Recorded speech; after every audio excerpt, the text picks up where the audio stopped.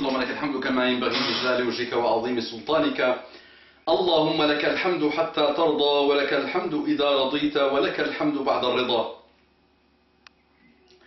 اللهم صل وسلم على حبيبنا محمد صلى الله عليه وعلى آله وسلم تسليما كثيرا.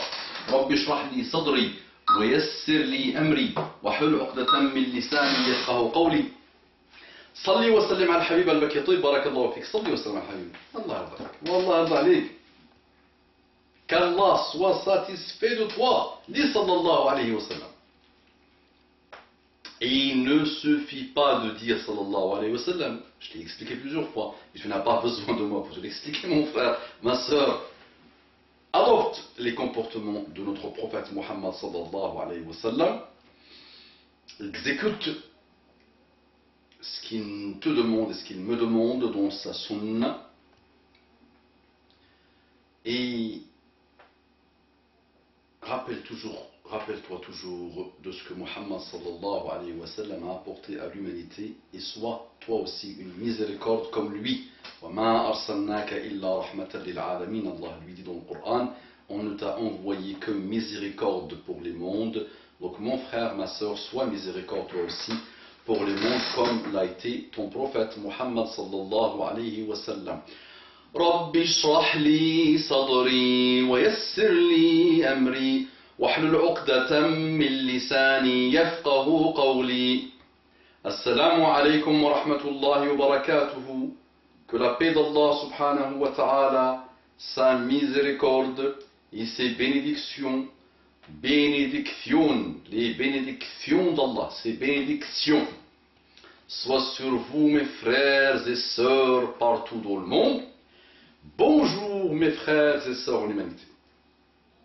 Mes frères et sœurs en humanité, encore une fois, en mon nom, au nom des musulmans, partout dans le monde, et au nom de toute l'humanité, depuis Adam jusqu'à la fin des temps, et au nom des hommes d'honneur, et au nom de toute personne bien, du bien, qui vit dans le bien, qui aime le bien, je vous dis, je condamne de tout mon cœur, de tout mon être, les actes terroristes, quelle que soit leur origine, quelle que soit leur forme. Et je condamne l'acte terroriste qui a eu lieu il y a quelques jours à Marrakech, où il y a eu une quinzaine de morts.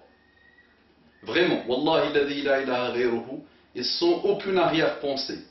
Je condamne ce type de malheur, ce type d'acte.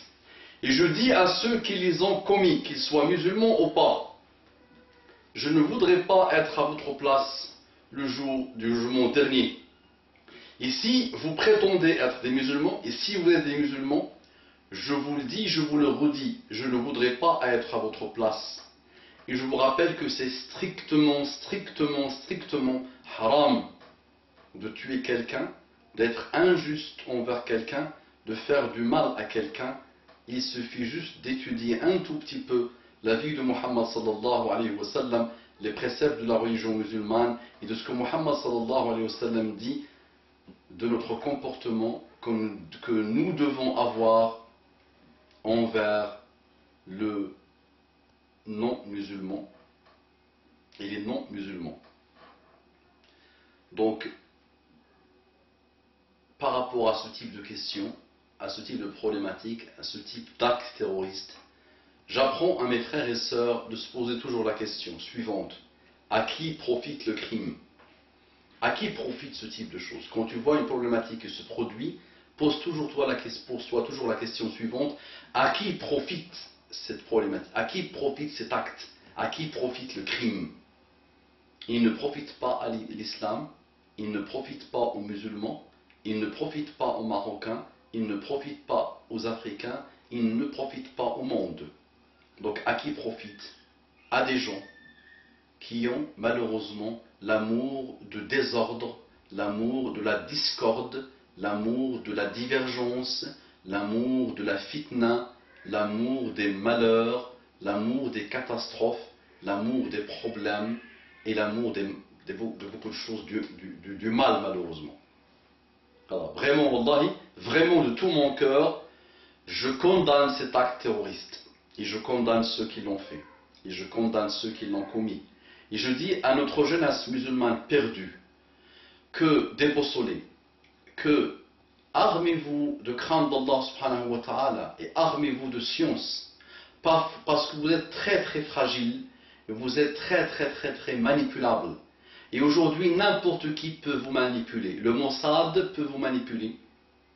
Les services secrets de n'importe quel pays peuvent vous manipuler.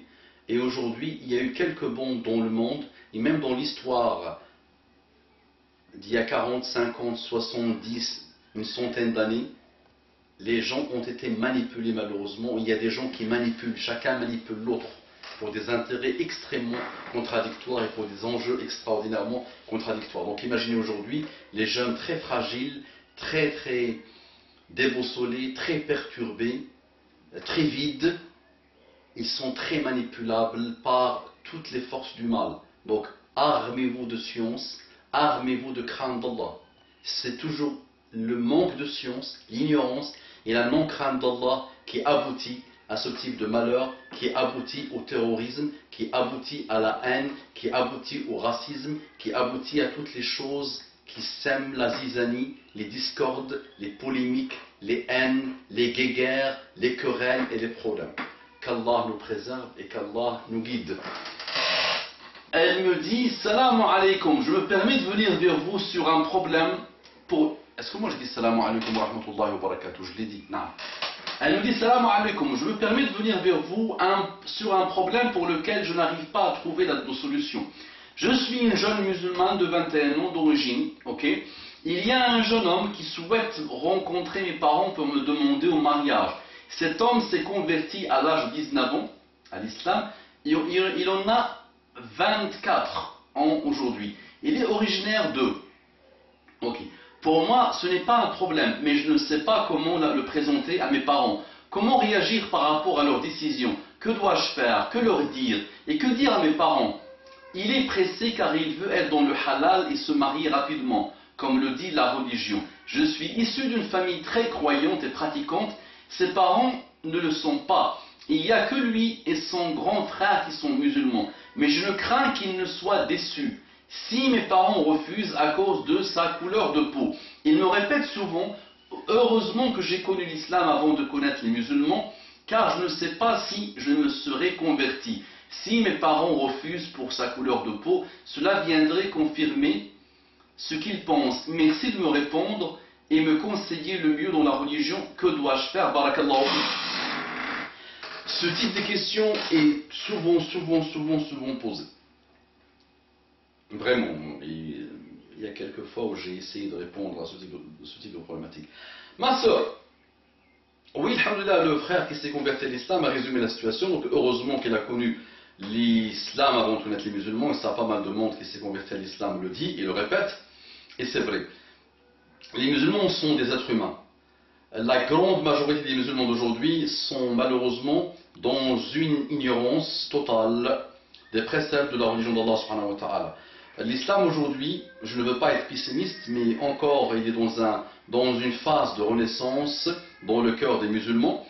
Et aujourd'hui on passe par une phase d'accouchement, d'enfantement. Donc là aujourd'hui c'est comme la femme quand elle est en train d'enfanter, ça c'est très difficile, mais après elle donne vie, elle donne de la vie, alhamdoulilah. L'enfantement est très difficile, mais après ça donne place à la vie.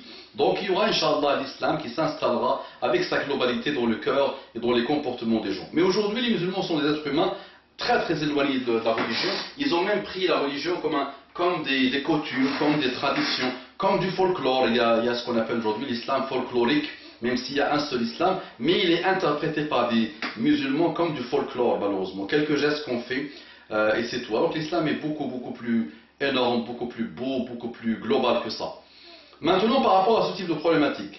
Je veux me marier, moi je suis tunisienne, lui il est marocain, mes parents refusent. Je veux me marier, moi je suis algérien, elle est tunisienne, mes parents refusent. Je veux me marier, moi j'habite dans le Sahara marocain, elle habite dans la même ville du Sahara marocain que moi, mais elle n'est pas de la même, elle habite même dans le même boulevard, dans la même rue que moi, mais elle n'est pas de la même tribu que moi et ma mère refuse. Je veux me marier, bla bla bla bla bla bla bla. Il y a les deux types de réponses. Les deux types de fatwas se trouvent sur Internet. Ça veut dire, Din, dans notre religion, nous on se marie pour din, pour la religion. Donc, que ça soit un homme qui veut se marier avec une femme, il doit chercher d'abord la religion. Que ça soit une femme qui veut se marier avec un homme, elle doit d'abord chercher la religion. La religion, ce n'est pas que mettre une barre, prendre un miswak et mettre un qamis et dire qala Allah, qala Rasul. Ce n'est pas ça la religion. Nabi sallallahu alayhi wa sallam dit إذا جاءكم من ترضون دينه وخلقه فزوجوه إلا تفعلوا تكن فتنة وفساد في الأرض كبير. في رواية في الأرض عريض.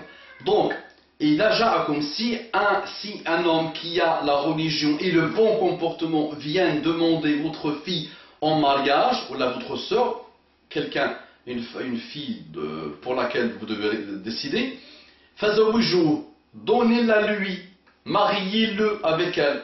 Et si vous ne le faites pas, il y aura dans l'arbre fitna et façade, une grande discorde, un grand désordre et un grand façade, malheureusement. Et c'est vrai beaucoup de cas, aujourd'hui, quand les parents refusent, ça fornique ensemble, ça chatte ensemble, ça parle, ça gaspille sa vie, ça tombe amoureuse, et après, même si elle se marie ou s'il se marie, il garde toujours le même amour pour le premier. Et il n'aime pas son épouse ou son époux. Donc, ce qu'il faut, ma sœur, c'est d'abord vérifier que cet homme a la religion et le comportement. Donc comment tu l'as rencontré? On s'est rencontrés sur Internet, on a beaucoup chatté ensemble, on a beaucoup téléphoné ensemble, on s'est beaucoup aimé, je l'ai dans le cœur, il m'a dans le cœur. Ok, bah éloigne-toi, bye bye, au revoir. Dis-lui au revoir et qu'il te dise au revoir. Ça n'a pas été bâti sur de bonnes choses, même si vous rectifiez votre niya, ça peut donner, Inch'Allah, un bon projet de mariage. Maintenant, ce n'est même pas ça qui m'intéresse dans la réponse, c'est que ma soeur, tu peux trouver les deux fatwas. Donc supposons qu'il a la religion, le bon comportement, la bonne connaissance de la religion, la bonne sincérité et le comportement qui va avec. Ok, masha'Allah. Et malgré ça, tes parents refusent pour une raison ou pour une autre. Tu es algérien, il est marocain, tu es marocain, il est tunisien, tu es blanche, il est noir, tu es rouge, il est jaune, tu es ça. Qu'est-ce que tu fais? C'est ça le conseil, c'est vraiment ça qui t'intéresse. Moi, ma soeur, je te donne un conseil. La crème de la crème du conseil. N'appelle-le pas une fatwa, s'il te plaît, parce que tu trouves les deux fatwas.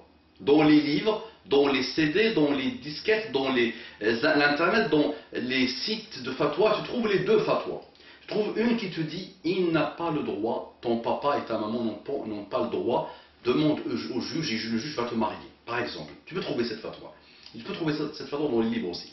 Et il peut te dire, non, ma fille, ah bah écoute tes parents, n'énerve pas tes parents, ne mets pas la tristesse dans le cœur de tes parents, ne te marie pas sans l'autorisation. Donc tu peux trouver les deux.